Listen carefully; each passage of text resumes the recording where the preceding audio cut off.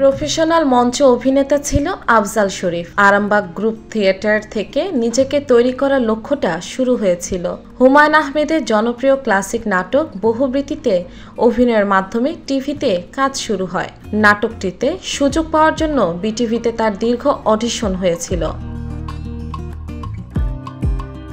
চলচ্চিত্রে অভিষেক ঘটে 1993 সালে গৌতম ঘোষের বিখ্যাত পদ্মা নদীর মাঝি ছবি দিয়ে। তার নাটক ও চলচ্চিত্র দুই প্ল্যাটফর্মেই শুরুটা হয়েছিল অসাধারণভাবে। কমেডি চরিত্রে অভিনয়ের জন্য তিনি 2010 সালে জাতীয় চলচ্চিত্র পুরস্কারে ভূষিত হন।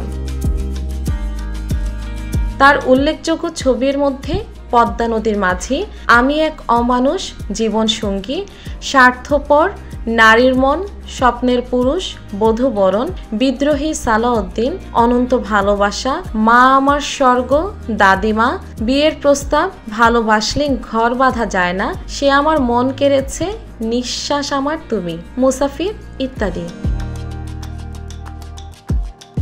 চলচ্চিত্রে আফজাল শরীফের ইমেজ গড়ে উঠেছে কমেডিয়ান হিসেবে। তার কমেডি অভিনয় মোটা দাগেই টাইট, খুব একটা বৈচিত্র্য ছিল না।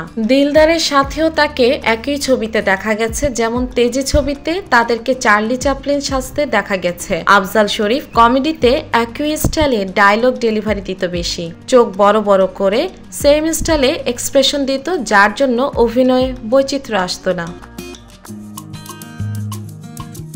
চলচ্চিত্রে নাসরিন মর্জিনাদের সাথে বেশি কাজ করেছে, তবে তার দীর্ঘ কেরিয়ার ছিল 35 মিলিমিটার থেকে ডিজিটাল সময়ের মুসাফির ছবিতেও তাকে দেখা গেছে। মান্না রিয়াজদের ছবিতে তাকে দেখা গেলেও শাকিব খানের সাথে আফজাল শরীফের বোঝাপড়াটা বেস্ট ছিল। শাকিব খানের অনেক ছবিতে তাকে দেখা গেছে, বিশেষ করে মামা ভাগ্নের চরিত্রে।